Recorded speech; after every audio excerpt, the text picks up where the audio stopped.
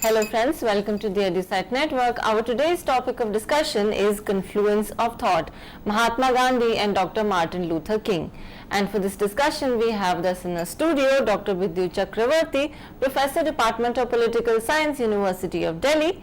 He has a teaching experience of more than 30 years. And with this brief introduction, I'd like to welcome Sir to our EduSite studio. Welcome, Sir. Thank you so much for coming. And I request you to begin our today's lecture. Thanks a lot, Urvashi, and good afternoon, friends. Today I'll talk about a topic which is rather unusual. I'm going to make an argument, juxtapositioning two great men of the 20th century, namely Mahatma Gandhi and Dr. Martin Luther King Jr. Mahatma Gandhi from India and Martin Luther King Jr. from the United States. And if you look at the title, then you will find that I am trying to address the question by suggesting that there is a confluence of thought. They thought in an identical fashion, despite being born in two different countries which are separated by several thousand miles. So that's the question. I was provoked to address this question because I was struck by the fact that how come both Mahatma Gandhi and Martin Luther King thought alike and more or less agreed to same kind of precepts of the philosophy of non-violence. So I think that's why I was quite intrigued by their position, which is identical. And I also compliment EduSat for giving me this opportunity to talk about a topic on which I have been working, and I am quite fascinated by this confluence of thought. I am sure there are a lot of thinkers who think alike despite being separated physically by distance. So here is just an example of so many instances where I find that a lot of confluences of thought, and here I'll focus primarily on Gandhi and Dr. Martin Luther King Jr. Now the first point is that let's think in terms of the geographical location of these two great men of the 20th century. One is Mahatma Gandhi, as I mentioned, from India, and Dr. Martin Luther King Jr. from in the United States. Now, if you look at Mahatma Gandhi's lifespan, he was born in 1869 and he was killed in 1948. And Dr. Martin Luther King Jr. was born in 1929 and he was again assassinated like Mahatma Gandhi in 1968. So Mahatma Gandhi had a longer lifespan. If you calculate, he had roughly 60 years of adult life, and in these 60 years he led perhaps the most gigantic nationalist movement of the 20th century, whereby British had to leave India and India became free in 1947. Now Martin Luther King had a relatively lesser lifespan. He was killed at the age of 39 only. So according to me, he had just a very brief period of 20 years of adult life, and in these 20 years he did something remarkable, because because of the movement which he led during the 60s and 70s. Probably the blacks were racially segregated in the United States and got their voting rights in 1965. So I think it is the outcome of the movement which he launched in the 50s, 60s, and the movement continued till the voting right was guaranteed to the blacks in the United States, and which had happened in 1965. So he did a remarkable thing insofar as the history of the United States is concerned, insofar as the history of racism is concerned. Now, before I talk about Mahatma Gandhi and Dr. Martin Luther King's thought, let me identify 2-3 assumptions which I think are critical to conceptualize their ideas to approach non-violence as a philosophical principle. Now, in case of Martin Luther King, two ideas keep coming. That is, the first one is that Jim Crow law. Now, Jim Crow law is the law of racism. Basically, Jim Crow law means racial segregation. Jim Crow is an entertainment show. It's called Jump Jim Crow, in which a black slave was projected as somebody who was a source of entertainment. So Jim Crow law became very popular in America in the mid 19th century, and it was it was a kind of a moving entertainment show.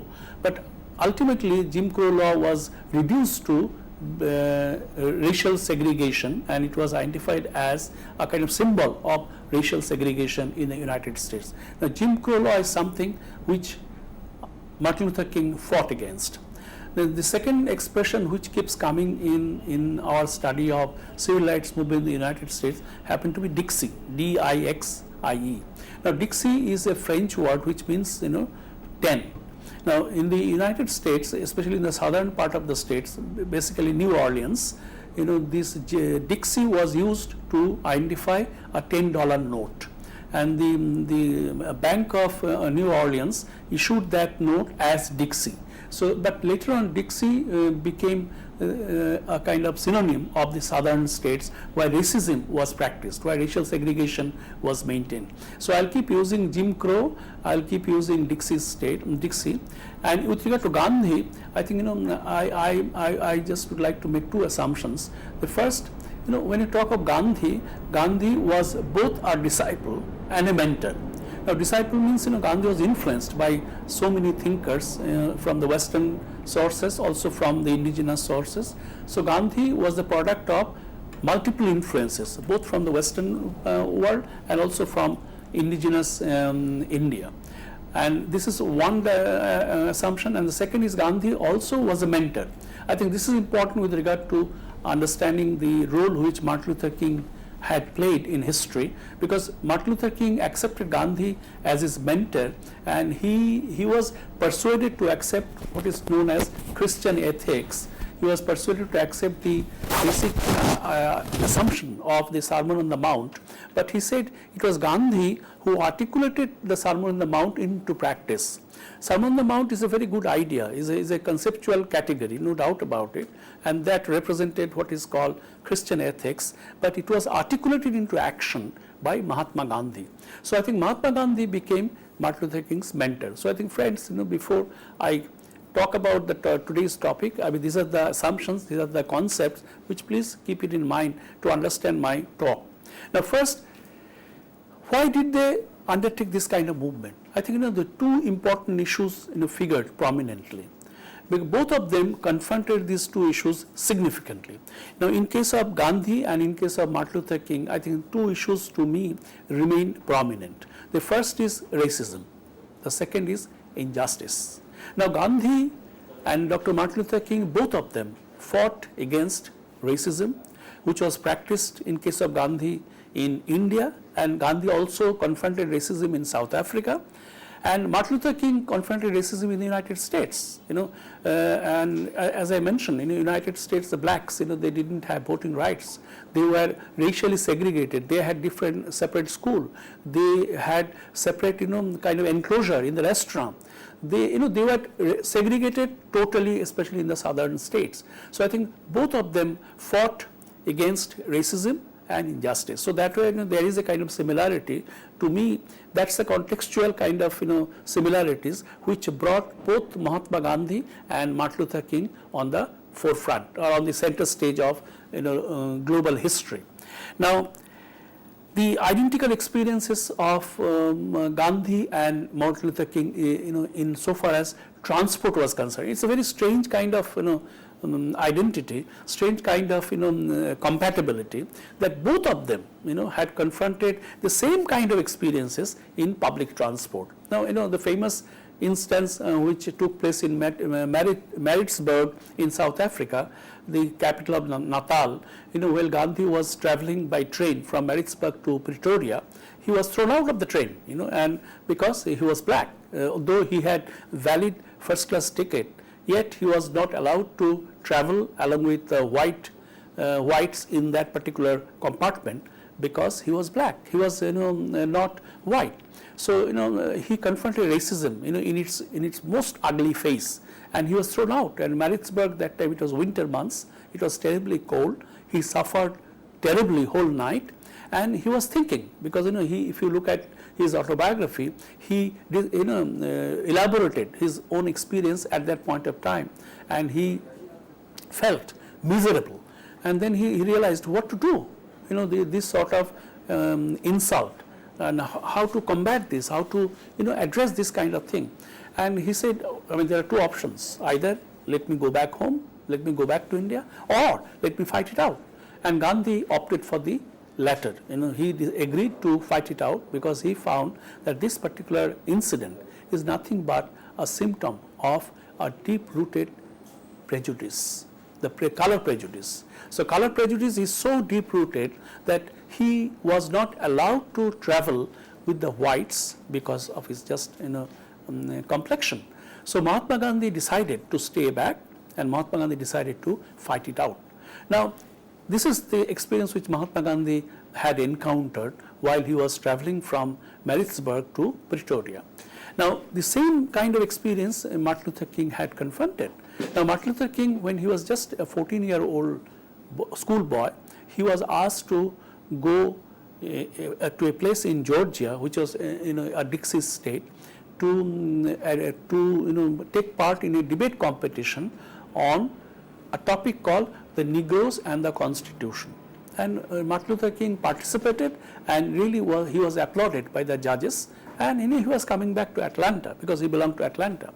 While coming back to Atlanta, he had a seat at the rear of the bus, and he sat there for a while. But after a point of time, some white guys got into the bus and asked him to just leave the seat. He was a very young guy, 14-year-old guy, and he didn't want to accede to that request. But he was asked by his teacher, Mrs. Bradley, that please, this is the law, please leave the seat to the white guys. So he felt miserable, he felt bad, and he said that I had to stand on the bus for 90 miles to reach Atlanta. So he said, because of his color, because of the complexion, because of his black color, because of the color prejudices of the whites in the United States, he had to undergo this suffering, that standing on a bus for 90 miles. This is one experience which he had encountered. The second experience that during his college life, he was a student of Morehouse, famous Morehouse, and then he went to Connecticut to work in a tobacco farm. And Connecticut is part of New England, and then there was no kind of racial prejudices, so he had no problem. He was just like any other guy in that part of the New England. But while coming back to Atlanta via Virginia, he was going to the restaurant in the train, and then the person who was serving him, he took him to a corner of the compartment and just pull the curtain so that there will be a kind of separation between the whites and the black Dr. Martin Luther King himself. And he also felt miserable that because of my complexion, I was not allowed to sit with them. I was not allowed to be visible. That's why the guy who was serving me, he pulled the curtain down so that they don't see me in that particular restaurant. So he said, this is something which I can't accept. So I think these are the two important experiences of his life which made him realize the brutality of racism in the United States. Now, this is something which is very important as far as I am concerned. Now, ideological influences. When we talk of ideological influences, as far as Gandhi is concerned, Gandhi was influenced by Tolstoy, Leo Tolstoy, H.D. Thoreau, Edward Carpenter, and John D. Ruskin. So Gandhi, when you think in terms of intellectual influences, these four important thinkers of the West influenced to a significant extent. Now, Thoreau's famous book, The Kingdom of God is Within You, is something which Gandhi talked about again and again. And interestingly, Gandhi did not appear to have read Bible thoroughly. That's the impression one gathers. But Gandhi was drawn to biblical statements, Gandhi was drawn to biblical sentiments, especially the Sermon on the Mount, through Tolstoy. And Gandhi referred to Tolstoy's text called The Kingdom of God is Within You again and again to show that this is something which instilled in me the idea of Christian ethics. Now, Tolstoy, as you know, Tolstoy was a devout Christian, and Tolstoy was a true believer of the biblical ideas, and he always felt that a true Christian life is something which one should go for. And he said that non-resistance to evil by force is practiced by a minority. Those who are non-violent are always in a minority, are always a minority. The majority of them, do not appear to be endorsing this kind of ideas. This is what Tolstoy felt. So Tolstoy, instilled in Gandhi the idea of Christian ethics through his text called "The Kingdom of God is Within You." And Tolstoy was very categorical that you can reach this kingdom, you can establish this kingdom only by practicing and by recognizing truth, love, and empathy for everybody. Now, regardless of his or her social location, regardless of his or her political views, or his or her ideological position. So Tolstoy was trying to understand Christian ethics in terms of practicing truth, love, and empathy. So if you look at Gandhi was persuaded by this kind of thought. So I have reasons to believe that he was influenced heavily by Tolstoy. Then when you come to Thoreau, Thoreau was the person who actually gave the idea of civil disobedience. Thoreau, as you know, he was opposed to American attack on Mexico, and America took over Mexico, which became American state of Arizona. Now, when America launched its attack on Mexico to take that part of Mexico, which later became Arizona, Thoreau, stopped paying taxes. He said, I do not want to support this kind of state which is aggressive, which is violent. So Thoreau is the one who said that I'll oppose the state by committing a crime. I know that I'm not paying my tax, but this is the way how I protest against this kind of ugly behavior by the American state. So Thoreau is the one who always thought in terms of civil disobedience. Civil disobedience, he argues that this is the one technique whereby state can be disciplined. Civil disobedience is nothing but disobedience to the state in an orderly manner. He is not thinking that civil disobedience is disorderly. Civil disobedience is an orderly manner of protesting against brutalities committed by the state, against injustice committed by the state. So Thoreau is the one who instilled in Gandhi the idea of civil disobedience. So I think Gandhi was indebted to Thoreau because he is the one who conceptualized civil disobedience as a method, as a technique of protest in case the state commits crime. And Thoreau's immediate example was Americans' attack on Mexico. Now, then I have got Edward Carpenter. Now, Edward Carpenter is known for his book Civilization, Its Cause and Remedies. Civilization, Its Cause and Remedies. Now, this particular book is very useful. Now, he was the one who was opposed to any kind of modern civilization which caused tremendous dislocation in human existence. So Carpenter was opposed to industrialization. Carpenter was opposed to industrialism simply because it distorted human existence to a significant extent. He argues that he kind of has drawn an analogy with human body. Is that if human body is dilapidated, if human body becomes weak, then all kinds of disease attack. Similarly, the civilization which accepted industrialization has not been able to withstand the evil effects of industrialization simply because this civilization has become terribly weak.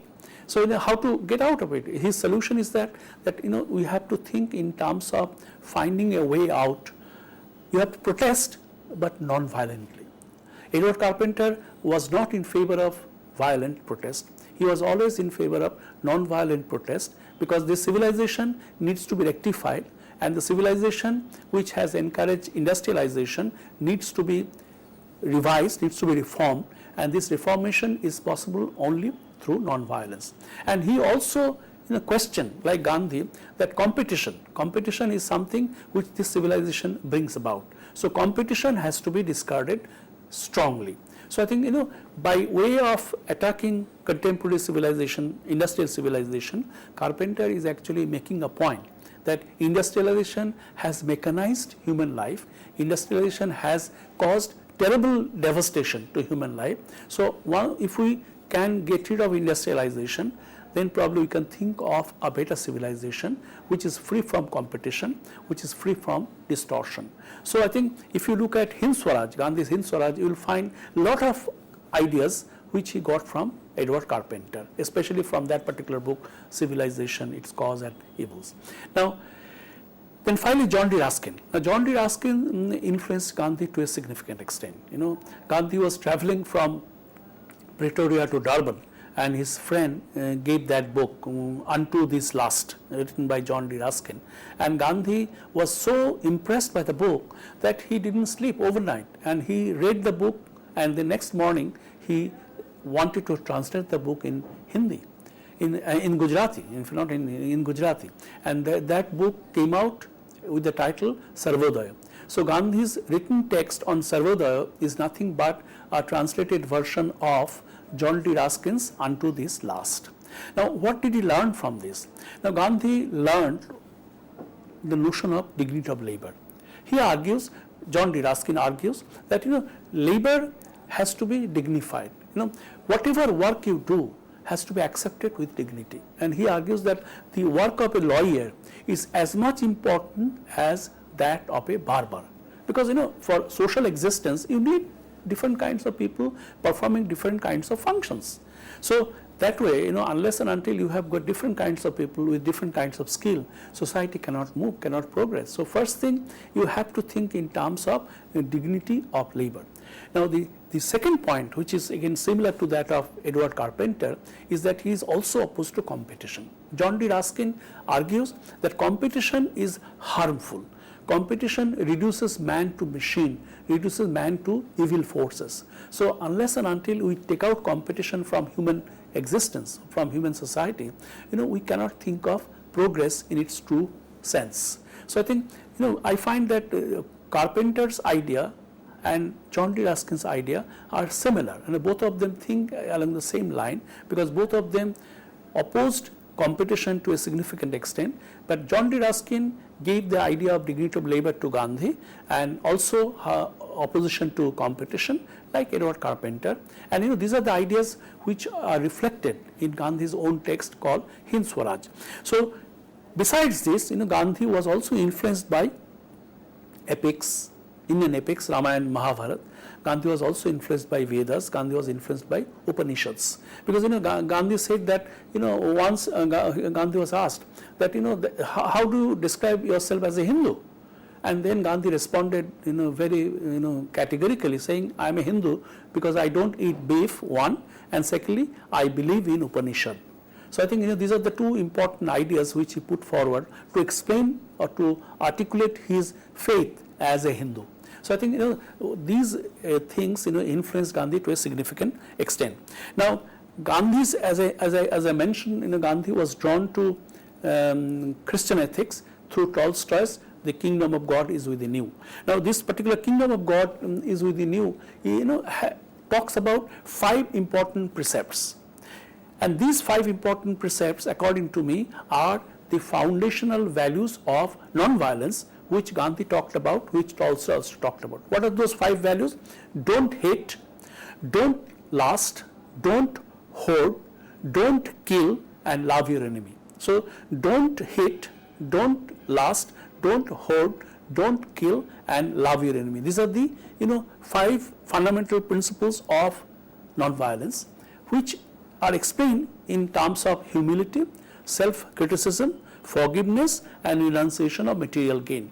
Now friends, if you take all of them together, these 5 important precepts which we derive from the Kingdom of God is Within You, these precepts, according to me, are nothing but precepts of non-violence. And if you look at Gandhi's non-violence, Gandhi's conceptualism of non-violence, you will find these ideas are actually akin to that of what Tolstoy developed in his text called The Kingdom of God is Within You. Now, the important point which comes out of this particular fact, that these ideas are inbuilt in Christian ethics. Tolstoy, as I mentioned, he was a devout Christian, so he also talks about Christian ethics again and again, and these 5 precepts came out of his own faith in Christian ethics, And Gandhi imbibed that spirit from Tolstoy by exceeding these 5 precepts, namely don't hate, don't kill, don't hoard, don't lust, and love your enemy. Now, Gandhi also learned from his colleagues who fought with him during the nationalist movement. Now, I have in mind 3 important leaders of the nationalist phase who contributed immensely to Gandhi's own ideas. The first is M.N. Roy, second is Rabindranath Tagore, and third is B.R. Ambedkar. Now, if you look at M.N. Roy and if you find his conceptualization of constructive program, which he published in the journal called Vanguard in the 1920s, and you will find most of the items which M.N. Roy developed in that particular journal, were taken by Gandhi while he was conceptualizing constructive program. So I think Gandhi borrowed this idea of constructive program from M.N. Roy. So M.N. Roy helped Gandhi to articulate the constructive program to a significant extent. So I think M.N. Roy contributed, or Gandhi was indebted to M.N. Roy while conceptualizing constructive program. This is one. The second, his idea of humanism, his idea of nationalism. These are the 2 ideas which Tagore, developed to a significant extent, and Gandhi was a humanist par excellence, and this idea of humanism he borrowed from Rabindranath Tagore. And also there is a kind of similarity between Tagore and Gandhi with regard to the notion of nation. Now, neither Rabindranath nor Gandhi define India as a nation, because they know that nation means homogenization. So India is not a nation in the Western sense of the term. India can't be homogenized. India is so diverse culturally, socially, economically, politically. So if you try to homogenize them, you lead to all kinds of problems. So there is a similarity between Tagore and Gandhi in the sense that none of them define India as a nation, because India can't be a nation. So, but there are differences, because in the context of 1934 Bihar earthquake, there was a lot of differences came up between Tagore and Gandhi when Gandhi defined that particular earthquake as nothing but caprice of God. Then Tagore was saying it's a physical event. It's an event which has got something to do with nature. So if you define it in terms of divine intervention, you are actually misleading people. So there's a lot of difference. I'm not going to talk about that. And B.R. Ambedkar, the idea of social justice is something which Gandhi, borrowed from B.R. Ambedkar. Had there had been no B.R. Ambedkar, Gandhi would not have thought about this particular aspect of human existence in India. So I think these 3 important nationalist leaders contributed immensely to Gandhi's articulation of his own idea called non-violence. Now I'll come to Dr. Martin Luther King Jr. Now Dr. Martin Luther King Jr. Was not aware of Gandhi's ideas till 1950, as he admitted in his autobiography. Now, till 1950, he didn't know about Gandhi. He admitted that I didn't know about Gandhi. I didn't know the effectiveness of non-violence. I didn't know about Indian freedom struggle in which non-violence was practiced.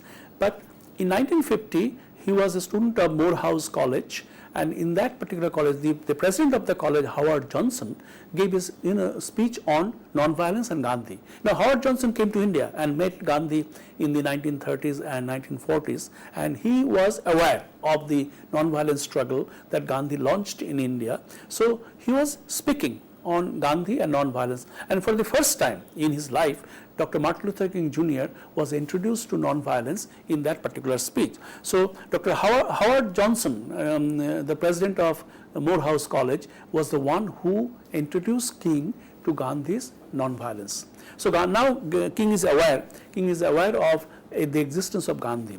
Now next, how did he come about non-violence now? Because he was made to know about Gandhi only in 1950. But what was happening before then?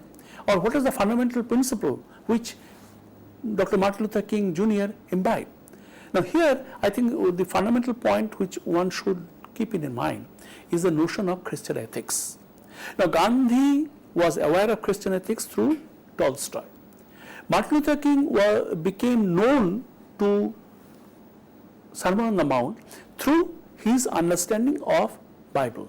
As you know, he belongs to a family of priests. His grandfather was a priest, his father was a priest, his uncle was a priest, and he was also a pastor. So I think that way he comes from that particular family who had very firm grip over Bible. So from Bible he derived the notion of Christian ethics, and by that notion of Christian ethics he was thinking in terms of love, in terms of compassion, in terms of care, and he was trying to understand the technique of non-violence, which is based on the Christian ethics, in order to bring about changes in the United States social, political and economic life, which segregated blacks from the whites.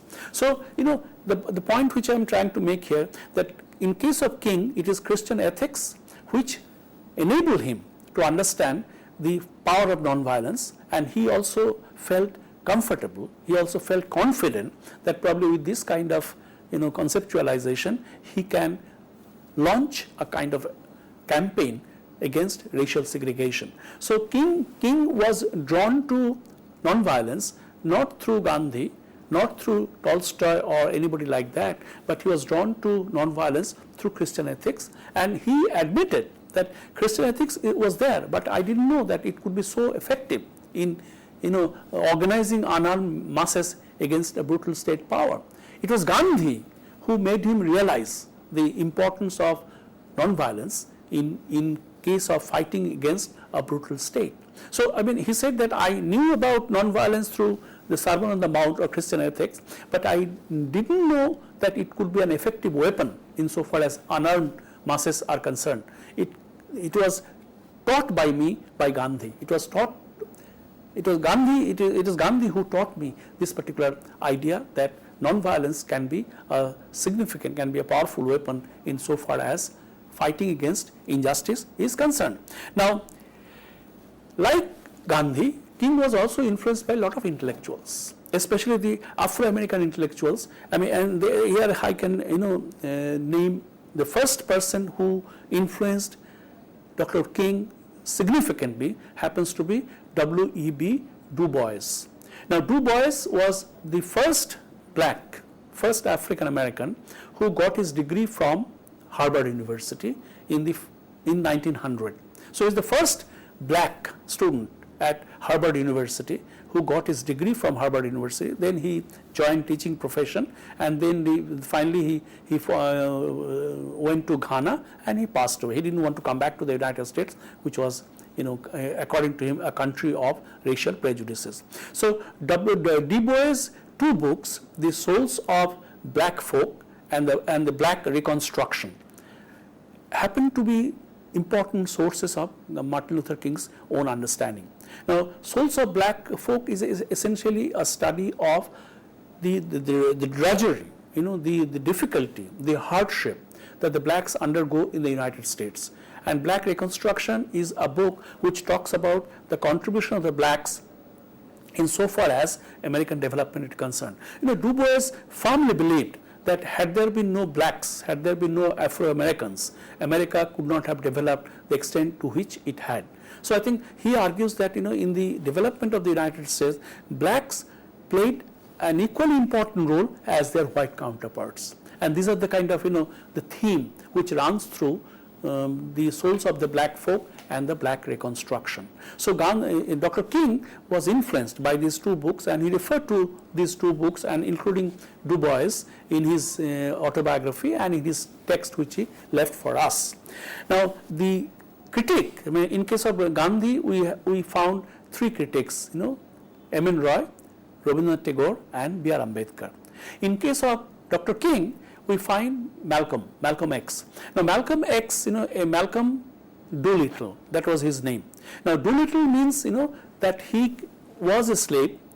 His slaves used to take owner's surname, owner's last name. So, the person who owned his family, his grandfather, his great-great-grandfather, because they came as slaves, so they were all known as Doolittle. So Malcolm Doolittle, but Malcolm, was opposed to this kind of system. That's why he said, my surname is X. He discarded Doolittle, and instead he said, I am Malcolm X. So Malcolm X was the one who was baptized in radical ideology. He never believed in non-violent strategy. He always believed in a kind of violent revolution. He was drawn to socialist revolution of the Russian variety. So he found Dr. King's effort as meaningless, because in the context of a brutal state, it is difficult to bring about changes insofar as blacks are concerned non-violently.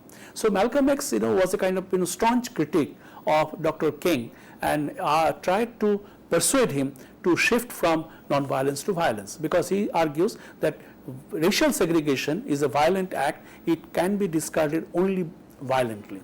So he was the one who continuously criticized Dr. King for being non-violent. Now, so this is how King developed. Now, the other intellectual who really became very important was Howard Thurman. Now, Howard Thurman wrote a very interesting book, Jesus and Disinherited. Now, this particular book, contributed to Martin Luther King's idea of nonviolence to a significant extent. Now, first of all, he argues that Christianity and religion of Jesus, you have to make a distinction. Christianity per se is not what Jesus propagated.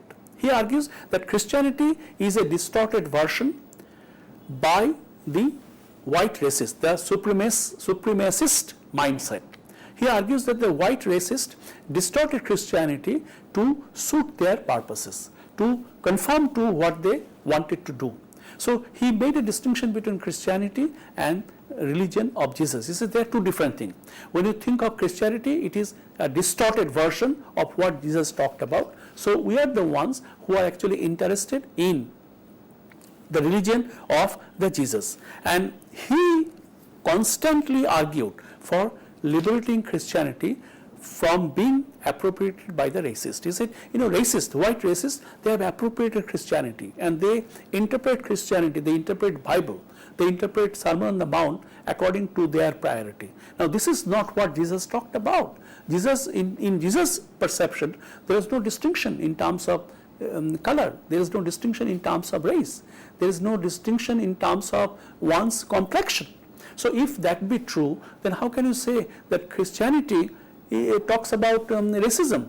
So I think he found there is a serious contradiction, because Christianity per se cannot talk about racism simply because Jesus made no distinction among humanity, among human beings on the basis of color, creed and clan. So if that be true, then how can you say Christianity endorses racism, Christianity endorses racial segregation? So I think Howard Thurman was the one who reinterpreted Christianity, who reinterpreted biblical interpretation of Christianity in order to justify that racism is based on false assumption or false interpretation of Christianity. Now, Howard Thurman became an important thing. Now then, he was trying to understand what is the main theme or foundational theme of Christianity. He argues that the Christianity also talks about important socio-economic ideals, and important socio-economic ideals to bring about changes in the perception or in the existence of blacks, whites and all people under the sun.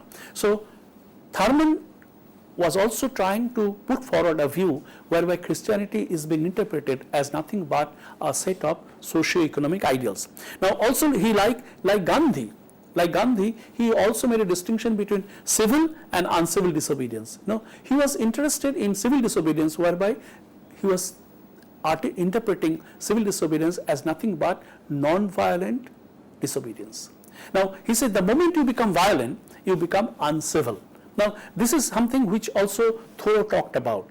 This is something which Gandhi talked about. This is something which Howard Thurman talks about. And incidentally, let me mention that Howard Thurman also met Gandhi. He spent several weeks with Gandhi in Sabarmati Ashram, and he learned Gandhism from Gandhi himself.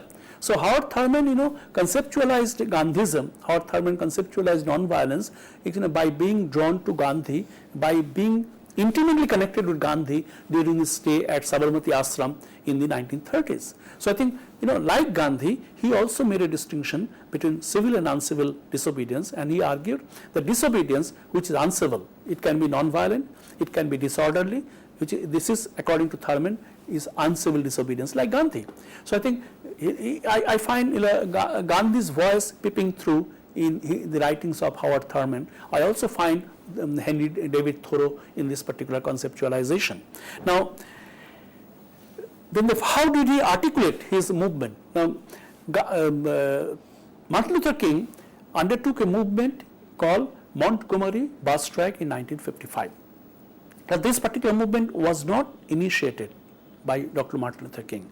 This movement was initiated by a local woman called Rosa Parks. Now, Rosa Parks, was traveling in a bus, and that bus driver abused her, and that bus driver abused her because she declined to shift to a different seat to give that seat to a white passenger. But the bus driver was so annoyed, so angry, that he took the bus to the police station and he got Rosa Parks arrested.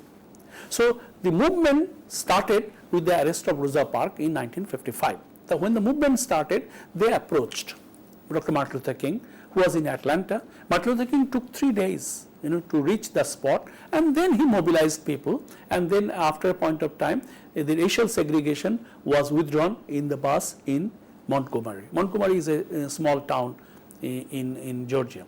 So the point I am trying to make that in this particular movement, they undertook what is called boycott. They undertook withdrawal. They boycotted, the white malls, white shopping complexes. They boycotted white schools, in which white guys also, white boys also go. So I think, it's just boycott and withdrawal. That is what led to the success of this Montgomery bus strike. Now, this is, this is something which we find in other movements which Martin Luther King launched. In 1963, he launched a march to Washington. Where he made the famous speech, "I Have a Dream."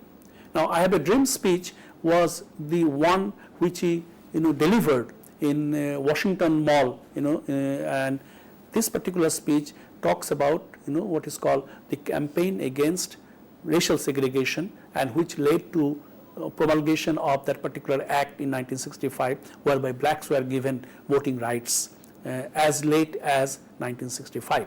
So, here I find again Gandhi, because Gandhi also undertook a Dandi March, Dandi March, which led to the repeal of the SALT law in 1932. So I think, I find a similarity that the 63 Washington March and 1965 Selma Montgomery March, these are the two important instances which reveal that Dr. Martin Luther King was influenced by Gandhian strategy, which Gandhi undertook in 1932 in case of Dandi March.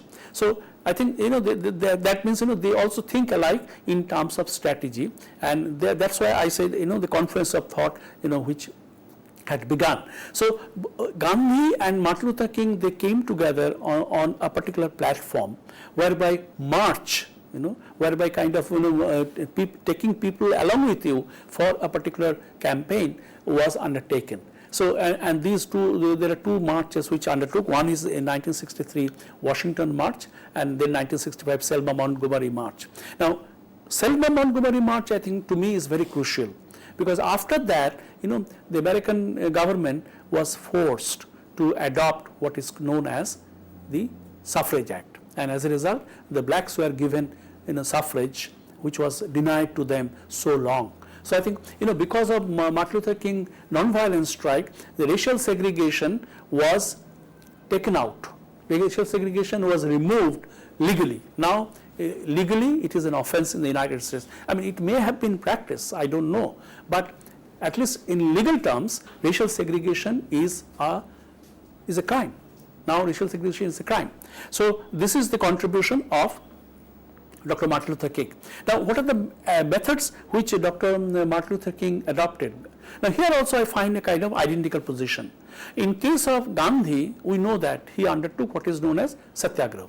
In case of Martin Luther King, he undertook what is called Christian Satyagraha. the same, the kind of, boycott, withdrawal, these are the two important weapons which Gandhi practiced in case of struggle in India. Martin Luther King practiced the same kind of weapons, boycott and withdrawal. Now, that means what? Even in terms of strategy, I find they are similar, they are identical. There is a confluence of the ideas even in terms of the strategies. Now, what are the items which figured in Dr. Martin Luther King's strategy, which are again Gandhian? The first point is that he was insistent that nobody can be physically aggressive, because by being physically aggressive you are actually encouraging violence. So first point of Christian Satyagraha, which Dr. Martin Luther King undertook in the United States, is you can't be physically aggressive towards your enemy. And what will you do? You try to win the opponent by inflicting pain, by self-inflicting pain in you. So I think by accepting pain, you are actually trying to persuade the opponent, persuade the enemy to accept your point of view. So I think self-inflicting pain is again an instrument which Gandhi utilized while he led the national struggle in India. The same thing I find is being repeated in case of Martin Luther King. Then he said that whenever again there is the third point, which is again very much Gandhian, that he said you have to think in terms of attacking the force of evil, not against the persons, like Gandhi, because Gandhi was against imperialism, Gandhi was against racism, Gandhi was against injustice, but Gandhi was not against British citizens. He said, I am not against the human beings, because human beings are not bad, but the method they practice, the way they treat Indians, that is something which is not acceptable to me. So Gandhi said, I am opposed to evil forces, I am not opposed to human beings. So I am not opposed to British citizens per se, I am opposed to them simply because they are practicing certain things which are not humanly acceptable. So here again, by practicing this kind of ideas, by imbibing this kind of ideas, Martin Luther King is Gandhian in his strategy. This is the third point. The fourth is that the center of non-violence happens to be love. As I mentioned, Martin Luther King talked about love, care, empathy, regardless of social, economic and political location of the individuals. Same is true of Gandhi. So the center of non-violent struggle happens to be love, care and empathy. And he was opposed to both violence and violence of spirit, because he said, I am not interested in injustice, I am interested in the intentions which is in support of injustice. So the intention, the mindset, he is trying to attack the mindset which talks of injustice, which talks of evil forces, just like Gandhi. So Dr. Martin Luther King is identical in his perception vis-a-vis Gandhi. Then secondly, he argues that if you practice non-violence, you are actually appreciating the Almighty, God. So because by being Christian, he refers to Jesus again and again. He said that everything is being done in terms of the God's will. So if you practice non-violence, you actually appreciate, you actually offer your prayer in a very, very clear way to God. This is something which is again very much Gandhian, because Gandhi also talked about Ram, Gandhi also talked about Rahim, Gandhi also talked about God, the existence of Almighty. So I think I find a lot of similarity between Gandhi and Dr. Martin Luther King, because both of them talked about God's existence insofar as human life is concerned.